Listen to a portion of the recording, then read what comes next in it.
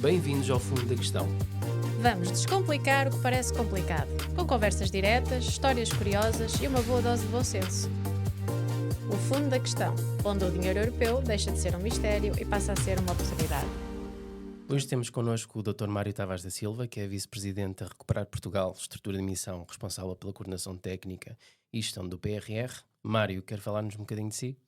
Bem, quem é o Mário? O Mário, enfim, é auditor do Corpo Especial de Fiscalização e Controlo do Tribunal de Contas. Neste momento aceitou, desde 2021, o desafio de ser vice-presidente do PRR, como dizia bem. Não é? Enfim, é um desafio que já leva 4 anos e que ainda levará pelo menos mais 2 anos até concluirmos plenamente aquilo que é o que está programado e contratualizado com a Comissão Europeia. Tem sido um desafio. Tem sido certo, um desafio. Mário? Tem sido um desafio. É um instrumento inovador, é um instrumento com particularidades do ponto de vista daquilo que é o financiamento em matéria de fundos europeus tradicional, tal como o conhecíamos, e naturalmente isso aporta um conjunto de dificuldades e de desafios que se colocam quer ao Estado-membro, quer naturalmente às entidades que têm a responsabilidade de executar o programa.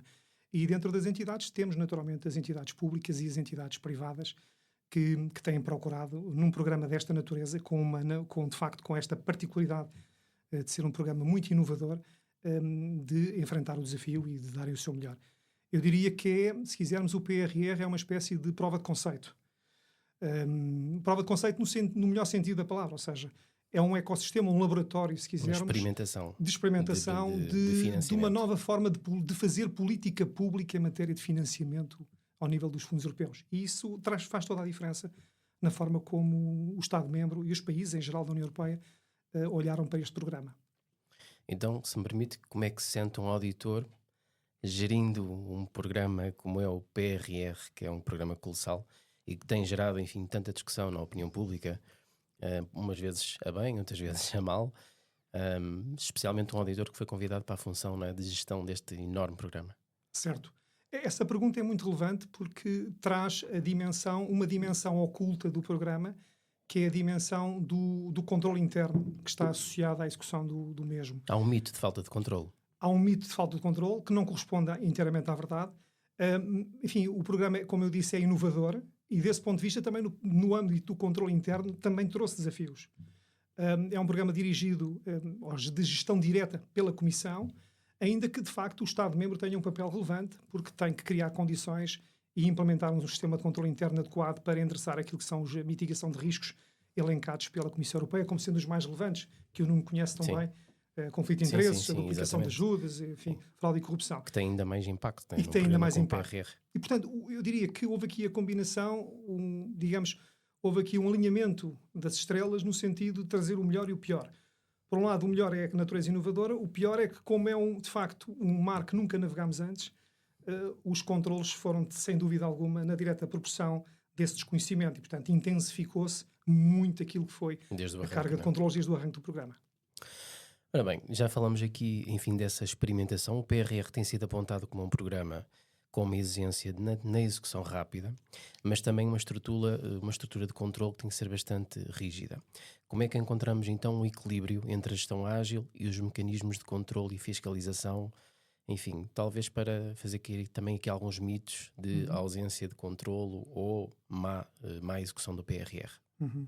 Pronto, voltamos então de facto ao ponto essencial que é a natureza inovadora do programa. Ou seja, o programa de facto é criado num quadro de recuperação pós-pandémica, como todos nos recordaremos. Exatamente.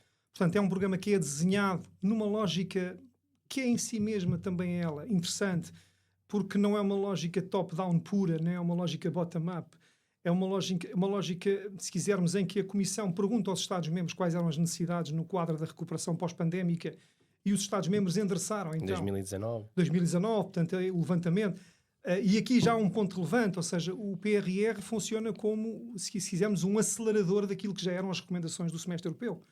Portanto, por isso é que ele é classificado até como uma espécie de Goldilocks, no sentido que é um incrementador de um processo que já estava em curso.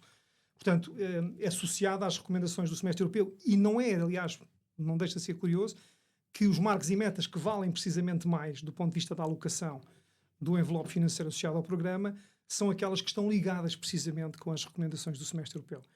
E, portanto, retomando o tema da questão do controle e o equilíbrio que tem de existir, a lógica inovadora associada a marcos e metas e uma lógica de performance-based approach, portanto, a lógica de verificação do cumprimento de marcos e metas pelo desempenho, é uma lógica que em si é desafiante, que pode criar uma certa, errada no meu ponto de vista, ilusão de algum relaxamento dos controles. Talvez pela ausência da vertente financeira. Ou não ter uma vertente financeira tão acentuada isso como, mesmo. Por exemplo, nos custos de fundos de coesão, corretos e pagos. Isso. Portanto, essa ideia é uma ideia que se compreende. Porque é que ela surge? Surge precisamente porque o programa, não estando associado a uma comprovação pela execução financeira, portanto, uma comprovação fatura, simplificar, não é? Cria uma ideia de que há um relaxamento, digamos assim, naquilo que são os controles. Quando não é verdade. Quando o programa é em si mesmo um programa bastante exigente, eu diria muitíssimo mais exigente até do que aquele que foi os tradicionais fundos de coesão.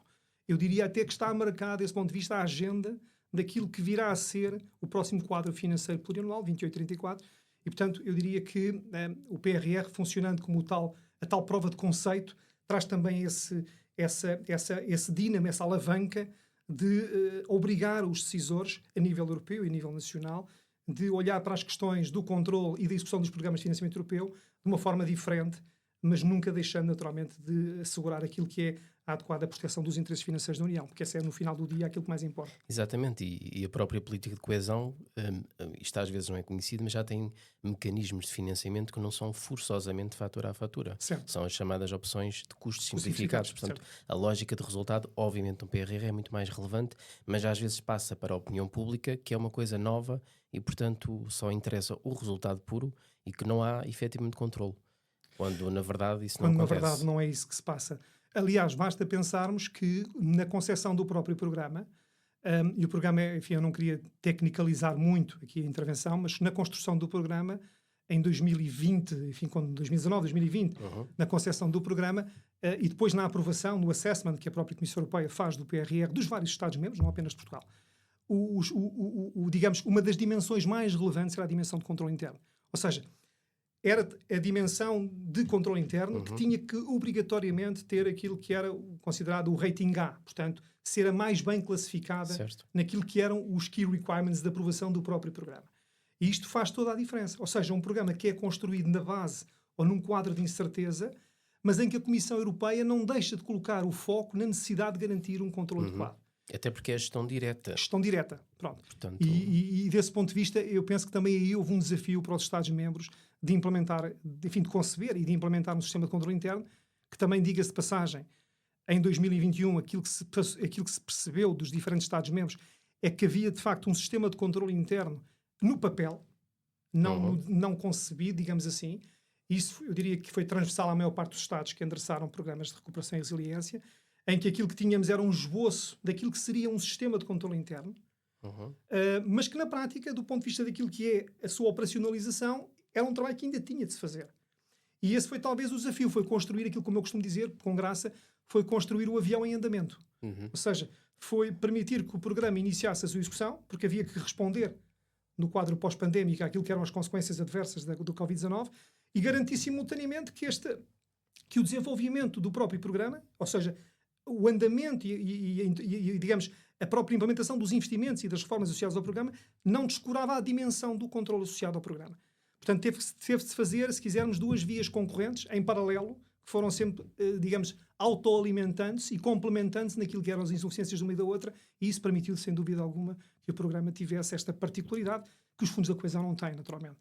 Foi construir o avião em andamento, de facto. Eu quero acreditar que agora, com as lições aprendidas, as lessons learned, possa haver aqui espaço para que a Comissão Europeia e os Estados-membros, enfim, olhem com mais otimismo para o quadro financeiro plurianual 28-34 e consigam aproveitar aquilo que de mais positivo o programa trouxe.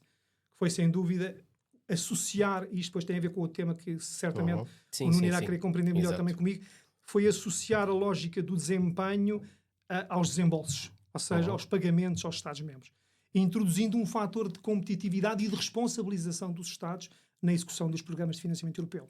E naturalmente, este é um aspecto que, volto a dizer, não é um aspecto de sumenos importância.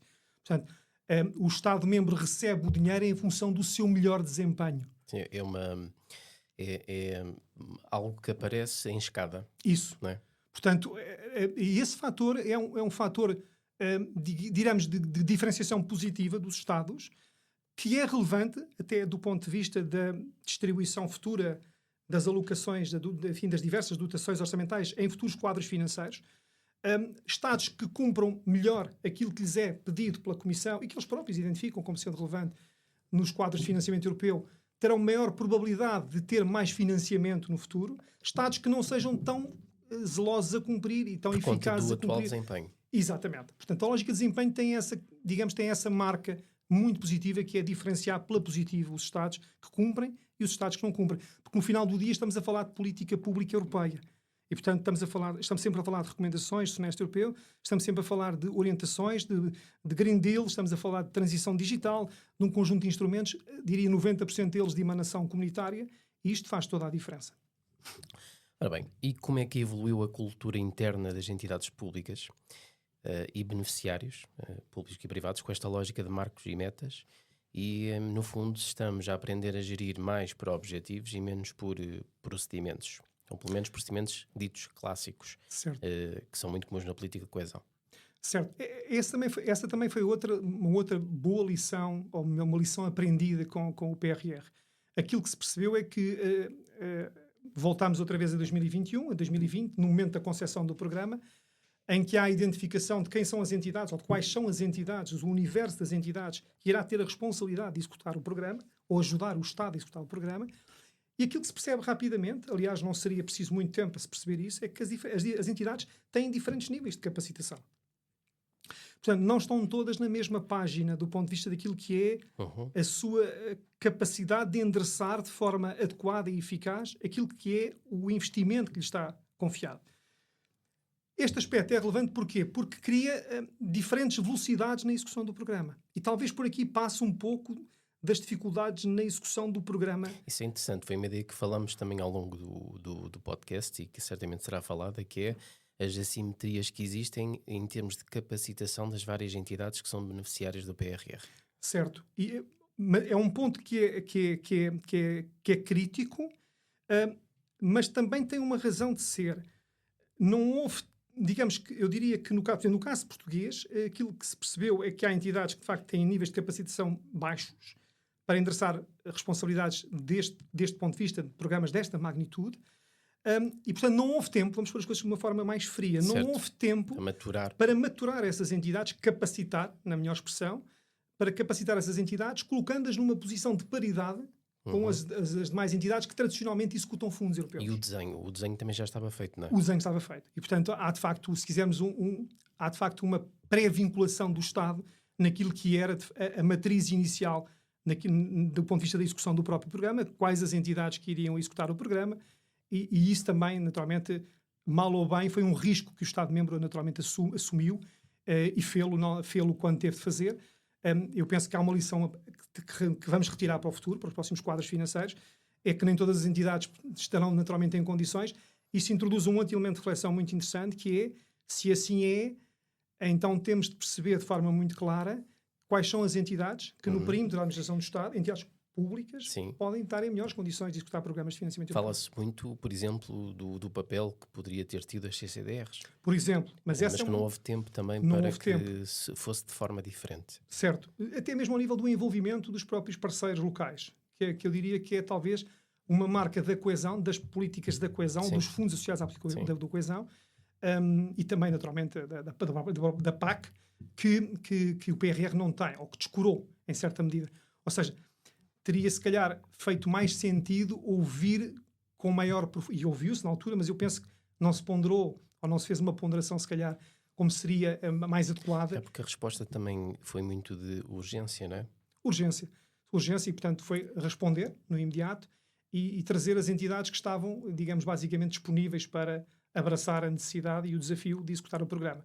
O que não invalida que os parceiros locais sejam ouvidos.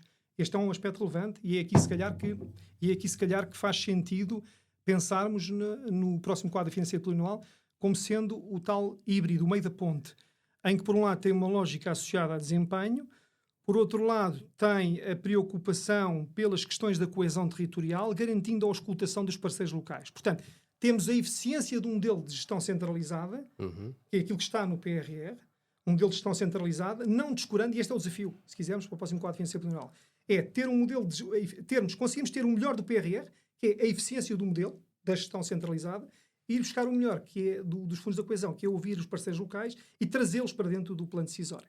Portanto, envolvê-los, quer ao nível da concepção daquilo que são as necessidades, quer ao nível da execução. Eu penso que daí há muito caminho para fazer e essa é talvez uma grande lição também do PRR para o próximo quadro financeiro plurianual. Falando um bocadinho do modelo, talvez explicar como é que funciona o PRR em termos de gestão centralizada, intermediários diretos e finais. Muito na lógica de que a política de coesão envolve muitos atores, o PRR é muito centralizado. Este modelo mais verticalizado tem vantagens claras ou perde-se na capacidade de adaptação ao território? Esse é um Se puder explicar um bocadinho sim, também eu vou explicar para o então, público em geral, certo. porque o PRR tem de facto um modelo muito diferente da política de coesão. Pronto, o modelo que está instituído em termos de execução dos investimentos, sobretudo ao nível dos investimentos, que é o que importa, porque as reformas têm sobretudo uma natureza mais política. Sim, mais política. E, portanto, digamos que é a linha mais política a nível ministerial na preparação e na execução das reformas. Portanto, centrando na parte dos investimentos, como é que isto está feito? Como é que isto está pensado e está operacionalizado? Nós temos aquilo que designamos os beneficiários diretos, os beneficiários intermediários. Os beneficiários diretos e os beneficiários intermediários são, em ambas as situações, entidades públicas. A diferença é que o beneficiário direto faz a execução direta do investimento, que contratualiza também de forma direta com a estrutura de missão, que é a entidade de coordenação, como o Nuno disse muito bem no início deste nosso podcast. E nos beneficiários intermediários são entidades igualmente públicas que contratualizam, por sua vez, para a execução destes investimentos numa segunda linha com entidades que chamamos beneficiários finais. E dentro destes beneficiários finais podemos depois ter entidades públicas, entidades privadas, entidades do terceiro setor, enfim, uma pleiade, uma multitude de entidades que depois, no final da linha, ajudam, no fundo, os beneficiários intermediários na execução dos investimentos que estes beneficiários intermediários contratualizaram com a estrutura de missão. A lógica de uma gestão centralizada, como eu disse, traz eficiência, permite essa lógica de command and control, se quisermos, mas perde capilaridade regional. Ou seja, ao estar descolada daquilo que é a terceira linha, se quisermos, na execução do investimento, estou a pensar concretamente no caso dos beneficiários intermediários, perde-se a cola fina que liga, digamos, a entidade de gestão centralizada com aquilo que é o território. Também é gigante, não é? O programa é gigante. O programa é gigante, mas tem, de facto, uma componente de execução de investimentos muito ancorada naquilo que são os parceiros locais. Municípios, estou a falar concretamente da componente da habitação, enfim, a parte da saúde também, seguramente, mesmo a parte dos investimentos ligados à área ambiental, ou seja, há uma dimensão significativa em termos de alocação da dotação do programa, do orçamental do programa, que depende de parceiros locais. E, portanto, eu penso que talvez fizesse sentido, ou penso que faz sentido, no quadro financeiro plurianual que agora se encontra, enfim, a ser trabalhado, pensarmos mais numa lógica de os parceiros locais serem envolvidos mais cedo, mais a montante, e não deixar o parceiro local numa terceira linha de execução, que é o que neste momento acontece.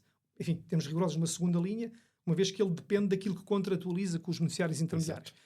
E, portanto, sendo um parceiro relevante na execução dos fundos do PRR, faz mais sentido envolvê-los, até porque eles, muitas vezes, o que se percebe é que eles próprios também não estão adequadamente capacitados para executar. Ou seja, quando há pouco eu dizia que entidades públicas não estão todas na mesma página, do ponto de vista daquilo que é a sua capacitação, isto aplica-se com as devidas adaptações a entidades do setor local.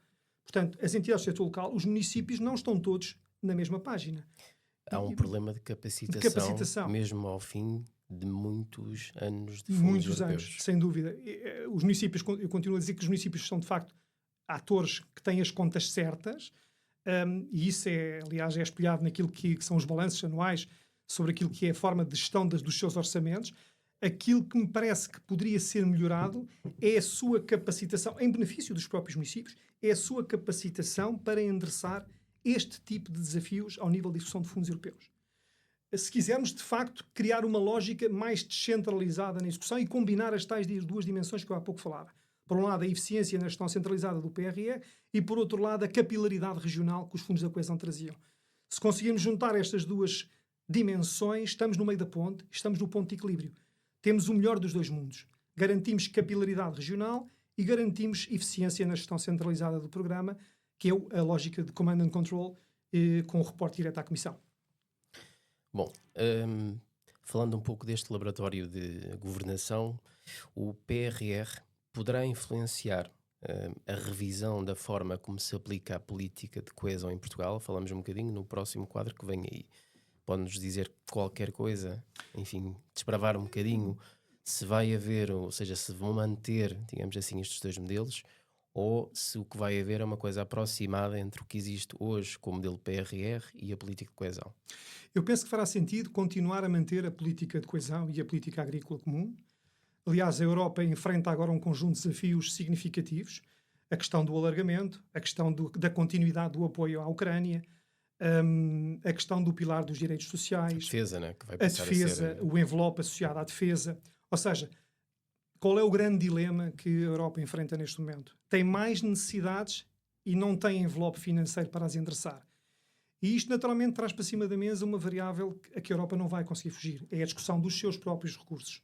A discussão dos recursos próprios.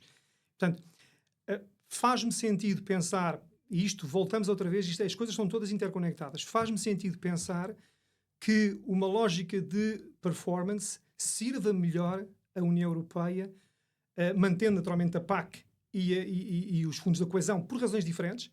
A PAC, sobretudo, porque fala-se muito em soberania alimentar. Aliás, basta ver o que é que a Ucrânia trouxe. Percebeu-se claramente que a Europa não é, do ponto de vista alimentar, soberana, criando disrupções nas cadeias de abastecimento. Fala-se muito também na questão da soberania energética. E estes temas estão todos interconectados. Portanto, o que é que eu queria dizer, retomando o ponto para não perdermos o racional? Faz-me sentido que o modelo de performance sirva melhor os propósitos da União Europeia, na medida em que, introduzindo um fator de competitividade entre os Estados, permite uma distribuição, enfim, mais equitativa dos recursos, naturalmente, garantindo também que os Estados competem por ter mais alocação em termos orçamentais e não desresponsabilizando os Estados naquilo que é o projeto europeu. E, portanto, se quisermos, eu combinaria as duas dimensões e acho que talvez seja por aí que está, mantendo naturalmente a PAC, os fundos da coesão, mas também ter uma lógica, e é o desafio que de facto eu acho que está em cima da mesa, é perceber como é que se vai conseguir ter um mecanismo de desempenho garantindo a coesão territorial tal qual ela é conceptualizada em termos de política de coesão. Porque não tenhamos dúvidas, competitividade e coesão não são excludentes. Elas, pelo contrário, complementam-se. Exatamente. E, portanto, se eu não tiver, naturalmente, coesão, se eu não garantir correção das simetrias regionais, eu não tenho desenvolvimento económico. Portanto, a base para a própria competitividade é reduzir as assimetrias regionais e isso só pode ser conseguido através da própria política de coesão. Portanto, eu quero acreditar que há espaço para a política de coesão e quero acreditar e desejo que assim seja, que faz sentido que a política de coesão continue a ter o seu espaço próprio, que a política agrícola comum continue a ter o seu espaço próprio. O que é que eu acho que faz sentido pensar? É, de facto, essa dimensão de desempenho que tem que estar associada à execução dos programas. Introduzindo um fator positivamente diferenciador em matéria de competição entre os Estados. E garantindo também uma maior, se quiser, uma alocação mais racional dos recursos que são finitos. Porque, neste momento, o tema com a defesa, se nós estivermos a pensar em 5%, em 5% de alocação à área da defesa, provavelmente teremos que cortar em algum lado. E, portanto, não há volta a dar, não é? E a União Europeia vai pensar da mesma maneira. Portanto, vai ter que perceber que se vai afetar mais dinheiro à defesa, que se vai afetar mais dinheiro às conexões digitais, e que essa parte é muito relevante, criar, de facto, uma rede de conexão entre os Estados da União Europeia a nível digital. Percebe-se que nós somos uma União Europeia, mas não estamos digitalmente conectados. Aliás, percebeu-se isso agora com o apagão, uma coisa tão simples como o apagão. E, portanto, acho que são estes conjuntos de desafios. Eu não queria estar a elaborar muito sobre isso, mas é um bocadinho esta a ideia, então, este desafio. Pegando um pouco nisso, até porque isto é uma área que é falado praticamente em todos os podcasts. Então, e como é que fica a contratação pública nessa lógica de futuro na ótica do desempenho? Porque é vista tantas vezes, enfim, como um empecilho ou como um inferno. É, de facto, uma componente particularmente complexa na política de coesão. Também existe no PRR. Como é que vê o futuro da fiscalização dos contratos públicos em harmonia com essa lógica de desempenho? Eu separaria os dois temas. Portanto, há uma dimensão da contratação pública associada à própria execução do Programa de Financiamento Europeu e depois há uma lógica de contratualização na perspectiva daquilo que é o controle que a própria contratação pública implica do ponto de vista daquilo que é a execução do programa. Portanto, na primeira dimensão da contratualização no âmbito da coesão, eu não me choca que naquele tertium genus, portanto, naquele modelo híbrido, o tal meio da ponte, possa existir uma política de coesão que tenha uma dimensão de contratualização por objetivos. Isso até seria o ideal. Seria, de facto, haver uma política de coesão que fosse buscar essa parte positiva. Será o mais racional. O mais racional. Portanto, trazer a dimensão de corresponsabilização do executor através da contratualização. Isso faz-me todo o sentido. Dimensão diferente, que o Nuno falou, e que é uma dimensão não negligenciável do ponto de vista da avaliação dos custos administrativos, é aquilo que se associa, em regra, aos controlos que a própria contratação pública está sujeita, naturalmente, por ser uma área crítica. Que é hipercomplexa, não é? Hipercomplexa. Mas, vamos lá ver, o controle em si da contratação pública, eu penso que é um mito. Ou seja, qual é o tema aqui? No meu entender, naturalmente, a questão da contratação pública faz-me sentido que continue a existir um controle efetivo sobre a contratação pública. Seria impensável não existir. O problema agora é outro. O problema é que nós temos um sistema de contratação pública muito pesado do ponto de vista daquilo que é... Nós temos procedimentos de sistemas de aquisição dinâmicos, temos parcerias para a inovação, temos diálogos concorrenciais, são procedimentos que são todos eles, enfim, diria ter uma componente digital muito forte e que não são utilizados pelas administrações. Catálogos eletrónicos, por exemplo. Exatamente, que não são utilizados pelas administrações. E não são utilizados com prejuízo para a celeridade na execução dos investimentos. E isso deve-se a quê? Deve-se a duas ordens de razões. Primeiro, falta de capacitação e de conhecimento destes instrumentos. Portanto, não temos de inventar a roda. Quando se fala da contratação pública, o código é muito pesado. Não, o código não é pesado. O código tem os instrumentos necessários para termos uma contratação pública ágil, efetiva e que garanta simultaneamente os controles que devem ser garantidos. Aquilo que temos é a falta de profissionalização das pessoas relativamente àquilo que é a utilização do Código de Contratação Pública. E da forma como se contrata. Como se contrata.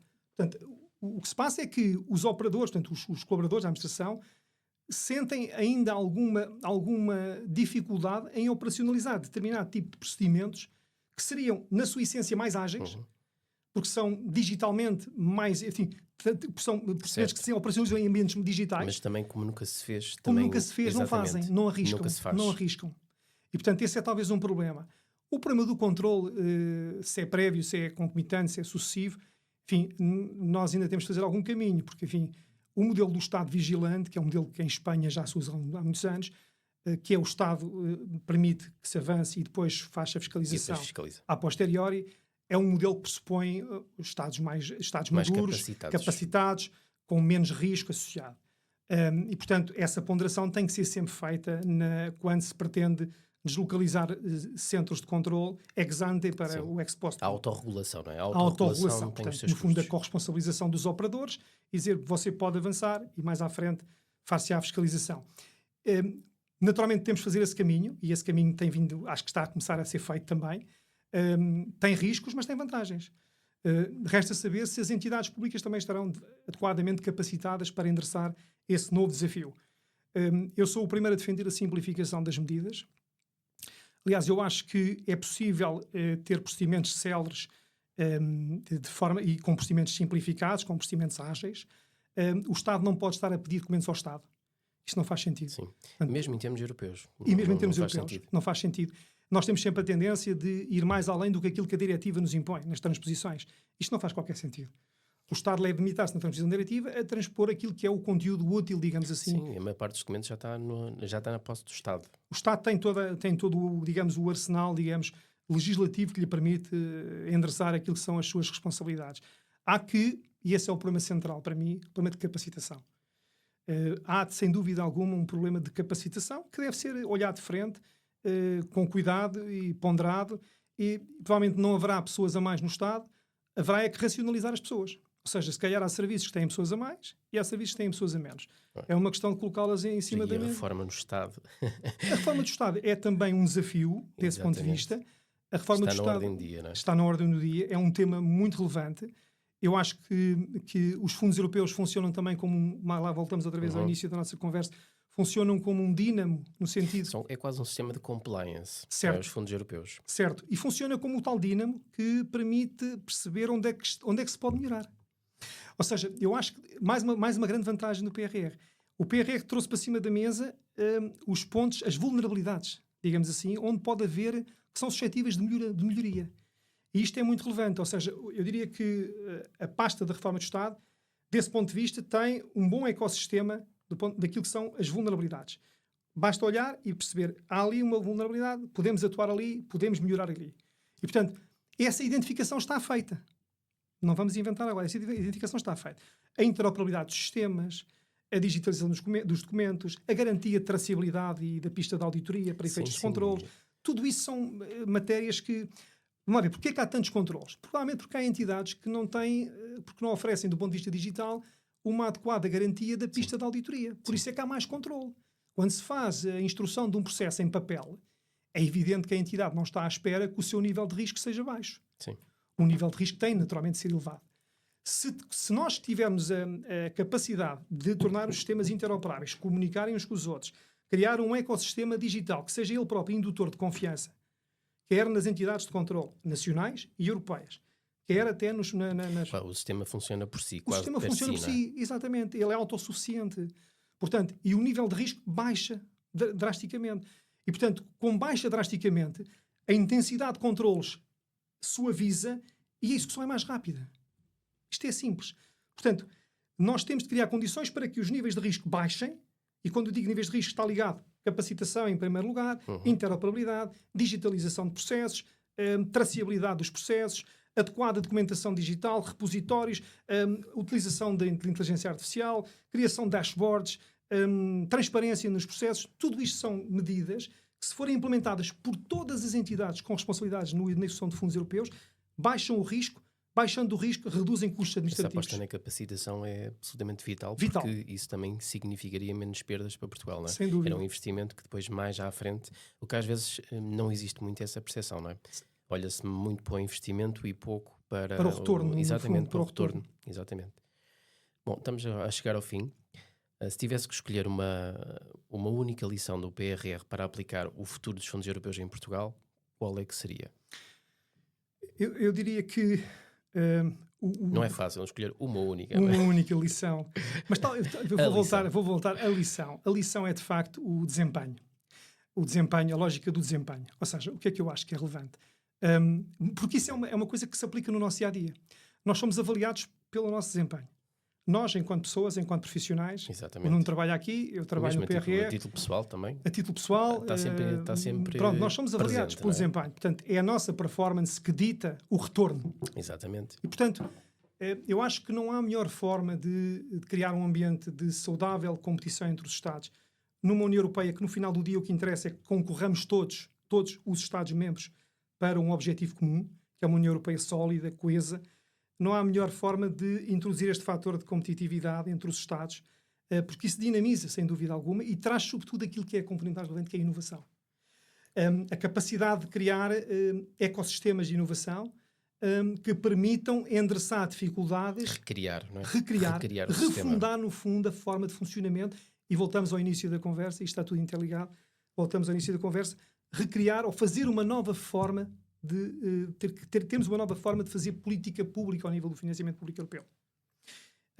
Porque é isso que eu acho que o programa trouxe. É olhar para a execução dos programas de financiamento europeu com uma nova abordagem associada a boas performances. E volto a dizer, no quadro de escassez de recursos que a União Europeia vai enfrentar face à pleia de desafios que tem pela frente, a melhor forma de fazermos isto é introduzirmos fatores de competitividade. E a competitividade, também volto a dizer, não é excludente da coesão, elas podem conviver de forma saudável, é até desejável que assim seja. Competitividade e coesão, porque naturalmente regiões assimétricas não podem ser desenvolvidas e não se podem desenvolver e as coisas estão todas interconectadas naturalmente. Bom, ficam aqui muitas mensagens para os nossos decisores e muitas mensagens também para a política de coesão. Veremos então que futuro iremos ter em termos de política de coesão e também qual será o futuro do PRR, ou pelo menos o instrumento que irá suceder, se é que vai suceder ao PRR. Por fim, se tivéssemos que ir mesmo ao fundo da questão, o que destacaria como mais urgente e promissor no tema de hoje? Mais urgente e promissor é, de facto, criarmos algum pensamento, alguma escola de pensamento também nestas matérias. Percebe-se que há falta, às vezes, de debate, e por isso é que este tipo de iniciativas que o Nuno lançou, estes podcasts, são muito importantes. Pena é que muitas vezes eles sejam já quase a destempo. Estamos com 4 anos de programa. Nós temos feito esse esforço de disseminação da mensagem. Fazemos aqui o nosso trabalho. Mas é importante porque há muita iliteracia. O desafio... Sem dúvida. Há muita iliteracia. Não só financeira, mas então na área dos fundos europeus, as pessoas acham isto uma coisa quase esotérica. Isto percepção não é? que isto é quase para pessoas de fato e gravata, não é? Isso. E passa a expressão muito cinzento, uma ciência muito difícil de compreensão, muito tecnocrata. E também tem uma componente tecnocrata muito alta, sem dúvida, mas nós podemos descomplicar. Ou seja, a nossa obrigação, enquanto gestores públicos, e naturalmente as empresas e os parceiros públicos, os parceiros privados em geral, e os políticos em geral, têm essa obrigação, essa responsabilidade de descomplicar a mensagem. Porque nós, descomplicando a mensagem, tornámo-la acessível a todos. Exatamente. E aquilo que nós queremos é que as pessoas percebam para onde é que vai o dinheiro que vem do programa. E não é pouco, não é? E não é pouco, não é? Europa. Estamos a falar de 22,2 bil milhões de euros. E, portanto, se no final do dia todos percebermos para onde é que o dinheiro está a ser aplicado, provavelmente conseguiremos descansar melhor. E não teremos tanta suspeição sobre as questões das corrupções, das fraudes, enfim.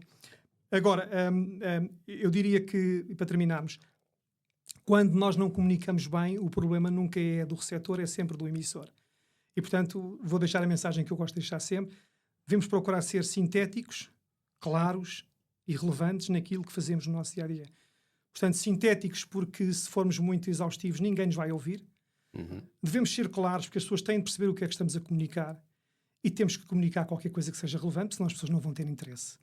Eu acho que se cumprimos estes 3 requisitos, temos condições para que as pessoas percebam do que é que estamos a falar. E essa é uma responsabilidade que nós temos enquanto gestores e é esse trabalho que procuramos fazer no PRR diariamente. Mário, foi um prazer. Resta-me agradecer mais uma vez ter aceito o nosso convite e, quem sabe, ver-nos numa segunda temporada, quem sabe. Muito obrigado. Foi um prazer Muito obrigado, também. Mário. Muito obrigado. Obrigado.